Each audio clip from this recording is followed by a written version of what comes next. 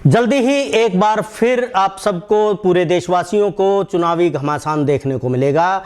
खास तौर पे 5 राज्यों में जहां पे अभी चुनाव होने हैं, पश्चिम बंगाल, केरल, तमिलनाडु, असम और पुडुचेरी में चुनाव आयोग ने आज अपनी प्रेस कॉन्फ्रेंस की और प्रेस कॉन्फ्रेंस करके चुनाव की डेट उन्होंने अनाउंस कर दी हैं। तो जो इंतज़ार था पॉलिटिकल पार्टीज़ को, ख़ास तौर पे इन 5 राज्यों में उनकी इंतज़ार अब ख़त्म हो गया है। और मैं आपको बताऊं कि बहुत दिनों से चुनावी सरगर्मियां वहाँ पे चल रही थी, ख़ास तौर पे पश्चिम बंगाल में, जहाँ पे भारतीय जनता पार्टी और तृणमूल कांग्रेस आपस में एक दूसरे की ताकत को तोल रहे थे। लगातार रैलियां हो रही थी, प्रधानमंत्री वहां पे जा रहे थे, गृह मंत्री वहां पे जा रहे थे और ममता बनर्जी के साथ एक तरह से द्वंद्व युद्ध उनका बना हुआ था। लेकिन वो सब चुनाव से पहले था। अभी चुनाव की डेट अनाउंस हो गई है और आपको बताएं कि पश्चिम बंगाल में 8 चरणों में चुनाव होना है। बाकी जो हमारे स्टेट्स हैं उनमें आसाम में 3 चरणों में होगा और बाकी केरल में, पुडुचेरी में और तमिलनाडु में एक ही चरण में सारे चुनाव को निपटा दिया जाएगा। 2 मई का दिन होगा ये, जिस दिन इन 4 राज्य हैं और एक केंद्र शासित प्रदेश है, जहां हमें पता चल जाएगा कि कौन सरकार बना रहा है, कौन पिछड़ रहा है, कौन जीत रहा है। तो ये रस्साकसी अब शुरू हो गई है, ये और तेज होगी पॉलिटिकल पार्टीज के बीच में। और चुनाव नतीजे जो आएंगे वो 2 मई को हमें प्राप्त होंगे। 2 मई से पहले नामांकन भरे जाएंगे, नामांकन वापस लिए जाएंगे, छटनी होगी और उसके बाद चुनाव होंगे अलग अलग चरणों में। चरण मैंने आपको बताया कि जिस तरह से 8 चरणों में होंगे पश्चिम बंगाल के चुनाव और 3 चरणों में होंगे आसाम के चुनाव, और बाकी जो स्टेट हैं, 2 स्टेट हमारे बसते हैं, केरल और तमिलनाडु, और एक केंद्र शासित प्रदेश पुडुचेरी आपको याद ही होगा अभी हाल ही में, हालांकि वहां चुनाव पहले से ही तय थे, लेकिन अभी हाल ही में एक बड़ा घटनाक्रम हुआ है। वहां की राज्यपाल जो किरण बेदी थी उनको हटाया गया और वहां पे कांग्रेस के 6 जो विधायक थे, उन्होंने, जिनमें से 5 विधायक कांग्रेस के थे और 1 विधायक उनके अलायंस का था, उन्होंने इस्तीफा दे दिया, जिस वजह से नारायणसामी की जो सरकार थी वो अल्पमत में आ गई और विधानसभा में अपने बहुमत को सिद्ध करने की बजाय उन्होंने इस्तीफा देना बेहतर समझा और वहां पे अब राष्ट्रपति शासन की जो अगुवाई है उसमें चुनाव होने हैं। आपको बताएं कि कुल 824 विधानसभा क्षेत्र हैं जहां पे अभी चुनाव होने हैं। इनमें 18 - 18 करोड़ के करीब लोग अपने मताधिकार का प्रयोग करेंगे। 2.5 लाख से ज़्यादा मतदान केंद्र बनाए गए हैं, जिनमें से 1 लाख से ज़्यादा मतदान केंद्र जो हैं वो पश्चिम बंगाल में बनाए गए। तो पश्चिम बंगाल के बारे में मैं आपको बताना चाहता हूं कि कितना क्रूशियल है वहां का चुनाव। वहां पे बहुकोणीय मुकाबला होने का आसार हमें दिखाई दे रहे हैं, क्योंकि तृणमूल कांग्रेस और भारतीय जनता पार्टी जहां पे आपस में टकराव की स्थिति में है, वहीं पे वाम मोर्चा और कांग्रेस भी एक ताकत बनने की कोशिश में है। और इसके अलावा सैफुद्दीन ओवैसी जो हैं वो भी अपनी पार्टी को वहां पे चुनाव लड़वाना चाहते हैं। शिवसेना ने भी हुंकार भरी है। तो बहुकोणीय मुकाबला आपको अलग अलग जगह पे देखने को मिलेगा। बाकी जो इलाके हैं, आप तमिलनाडु की अगर बात करें तो तमिलनाडु में द्रमुक और अन्ना द्रमुक 2 ही बड़ी पार्टियां हैं, 2 ही फोर्सेस हैं। इसके अलावा कांग्रेस बहुत दिनों से वहां पे किसी मुकाबले में दिखाई नहीं देती और भारतीय जनता पार्टी भी किसी मुकाबले में नहीं है। लेकिन भारतीय जनता पार्टी अन्ना द्रमुक के साथ एक अलायंस बना के वहां पे चुनाव लड़ेंगी। तमिलनाडु की बात करें तो एक और खास बात वहां पे है। तमिलनाडु की जो पहले मुखिया रही हैं जयललिता, अन्ना द्रमुक की मुखिया थी और उनका निधन हो गया था। उनकी बहुत निकट सहयोगी शशिकला जी, वो अभी पिछले दिनों जेल से छूट के वापस आई हैं। उन पे भ्रष्टाचार के आरोप थे और वो पिछले चुनाव से पहले उनको जेल के अंदर किया गया था, लेकिन अभी चुनाव से जस्ट पहले वो बाहर आ गई हैं और उन्होंने कॉल की है कि जयललिता के जितने भी फॉलोवर हैं, जितने मतदाता हैं, वो इकट्ठे हो जाएं। तो एक फोर्स वहां पे हमें लगती है कि अन्ना द्रमुक को जो नुकसान वहां पे हो सकता है वो जयललिता की जो सहयोगी है शशिकला से होने वाला है। भारतीय जनता पार्टी के बारे में बात यह है कि बेशक वो अन्ना द्रमुक के साथ अलायंस करके लड़ेंगे, लेकिन अन्ना द्रमुक ये घोषणा कर चुकी है कि सीएम उन्हीं की पार्टी का होगा और भारतीय जनता पार्टी सरकार में शामिल नहीं होगी, क्योंकि अभी बड़ा डर है। तमिलनाडु भी उन राज्यों में से एक है जहां पे किसान आंदोलन चल रहा है, तो इसलिए ये जो किसान आंदोलन का असर है ये तमिलनाडु में ज्यादा दिखाई देगा। तो इसलिए वहां की जो सत्तासीन पार्टी है अन्ना द्रमुक, उसको खतरा है कि अगर भारतीय जनता पार्टी को बिल्कुल फ्रंट फुट पे लेके आ जाएंगे, बिल्कुल बराबर में लेके आएंगे, तो उनको नुकसान हो सकता है। आसाम में बहुत ज्यादा जोर नहीं है किसान आंदोलन का, लेकिन पश्चिम बंगाल जहां पे बहुत सारे मुद्दे हैं, जहां पे एक तरफ काली माता के नारे लग रहे हैं और दूसरी तरफ जय श्री राम के नारे लग रहे हैं, और एक दूसरे को धर्म के आधार पे, जाति के आधार पे, और खास तौर पे पश्चिम बंगाल का जो चुनाव है वो रक्त रंजित चुनाव होता है माना जाता है। वहां पे चुनाव से पहले ही राजनीतिक हत्याएं लगातार हो रही हैं, होती रहती हैं।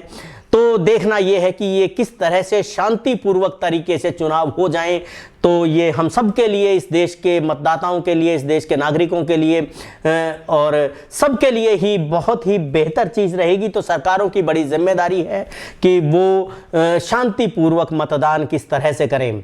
पश्चिम बंगाल में मतदान की तैयारियों से पहले अभी आज ऐलान हुआ है, लेकिन अर्धसैनिक बलों की टुकड़ियां इससे पहले ही वहां पे पहुंच गई हैं। तो इससे लगता है कि ये भारतीय जनता पार्टी के लिए कितना अहम है चुनाव, और ख़ास तौर पे ममता बनर्जी के लिए भी ये जीवन मरण का प्रश्न है। तो मैं अभी आपको दिखाता हूं कि किस तरह से ये चुनाव 5 राज्यों के होने हैं और उसमें क्या खास रहेगा। तो अपने दर्शकों को हम बताना चाहेंगे कि ये मैं आपको एक डाटा आपको दिखाता हूं जी। असम में 126 सीटों पे चुनाव होने वाला है 27 मार्च, 1 अप्रैल और 6 अप्रैल। ये 3 डेट चुनाव आयोग ने दी हैं जिन तिथियों को वहां पे चुनाव होगा, 27 मार्च, 1 अप्रैल और 6 अप्रैल। पश्चिम बंगाल में 27 मार्च, 6 अप्रैल, 10 अप्रैल, 22 अप्रैल, 26 अप्रैल और 29 अप्रैल को चुनाव होने हैं। ये 8 चरण का चुनाव होना है। 27 मार्च में आपको दोबारा बता दूं, 27 मार्च, 6 अप्रैल, 10 अप्रैल, 22 अप्रैल, 26 अप्रैल और 29 अप्रैल। इसके अलावा जो केरल, पुडुचेरी और तमिलनाडु में सिंगल फेज में चुनाव होने हैं, तो 6 अप्रैल को वो चुनाव होंगे। केरल में 140 सीटों पे चुनाव होना है, पुडुचेरी में 30 सीटों पे चुनाव होना है, तमिलनाडु में 234 सीटों पे चुनाव होना है, असम में 126, पश्चिम बंगाल में 294 सीटों पर चुनाव होना है। और इस तरह से 824 विधानसभा सीटें हैं जिनके भाग्य का फैसला मतदाता करेंगे इस 8 चरण में। और 2 मई को इस देश के इन 5 राज्यों की तस्वीरें हमारे सामने आ जाएंगी, कौन जीता, कौन हारा, कौन आगे, कौन पीछे। और इससे एक बड़ा फर्क ये पड़ेगा कि अगर वहां पे विपक्षी पार्टियां जो हैं वो अपना दबदबा बनाने में कामयाब रहीं, खास तौर पे तमिलनाडु में अगर द्रमुक और कांग्रेस गठबंधन आता है, और पश्चिम बंगाल में खास तौर पे अगर तृणमूल कांग्रेस अपनी जगह बनाती है, वापसी सत्ता में आती है, या वाम मोर्चा और कांग्रेस और जो बाकी दल हैं उनके सहयोगी वो आगे आते हैं, तो ये भारतीय जनता पार्टी को एक बहुत बड़ा डेंट होगा। लेकिन इसीलिए शायद गृह मंत्री, प्रधानमंत्री और दूसरे जितने भी मंत्री हैं और दूसरे जो बीजेपी के नेता हैं वो इन 2 राज्यों में अपनी एनर्जी लगा रहे हैं। और तीसरा राज्य जो मैं बता दूं, बड़ा राज्य जो है आसाम, पूर्वोत्तर का दरवाजा है जिसको हम आसाम को कहते हैं, और पूर्वोत्तर में जो असम में जिस तरह से जो पार्टी आगे बढ़ती है, तो बाकी जो पूर्वोत्तर के अलग राज्य हैं, छोटे राज्य हैं, उनमें भी उसी पार्टी का दबदबा कायम हो जाता है। इसलिए असम में अभी मैं स्थिति बताऊं आपको कि असम में भारतीय जनता पार्टी की सरकार है और भारतीय जनता पार्टी दोबारा चाहेगी कि वो सत्ता में लौटे। असम में एक खास चीज आपको और बताना चाहूंगा कि एनआरसी एक बड़ा मसला है। एनआरसी असम से शुरू हुआ था, लेकिन लंबे समय तक सुप्रीम कोर्ट की गाइडलाइंस में एनआरसी का रजिस्टर तैयार हुआ और उसके बाद लाखों लोग उस रजिस्टर में अपना नाम दर्ज करवाने में नाकामयाब रहे। और ऐसा नहीं है कि वो जो नाम है वो सिर्फ एक ही मजहब के लोग हैं जिस पे आमतौर पे उंगली उठाई जाती है, जैसा कि लगता था एक खास पॉलिटिकल पार्टी को कि अगर उस मजहब के लोग आज एनआरसी से बाहर रहेंगे तो उनको पॉलिटिकल फायदा होगा। लेकिन हुआ उल्टा, एनआरसी में जो वर्ग बाहर रहा उसमें बड़ा तबका जो है वो बहुमत में जो बहुसंख्यक जो आबादी है उससे जुड़ा है। इसलिए वहां पे एनआरसी एक बड़ा मुद्दा बना हुआ है। वहां पे अलग अलग छोटे राज्य जो हैं, जो असम के छोटे राज्य हैं, वो एनआरसी और सीए का विरोध कर रहे हैं क्योंकि वहां पे उनसे लोगों को कुछ मिला नहीं है। इसी तरह से पश्चिम बंगाल में भी जहां पे सीए का मुद्दा उछाला गया है, भारतीय जनता पार्टी ने ऐलान किया है कि वो सीए को लागू करेंगे, एनआरसी को लागू करेंगे, लेकिन ममता बनर्जी ने खास तौर पे ऐलान कर दिया है कि वो अपने राज्य में सीए और एनआरसी को नहीं होने देगी। तो ये राष्ट्रीय मुद्दे हैं।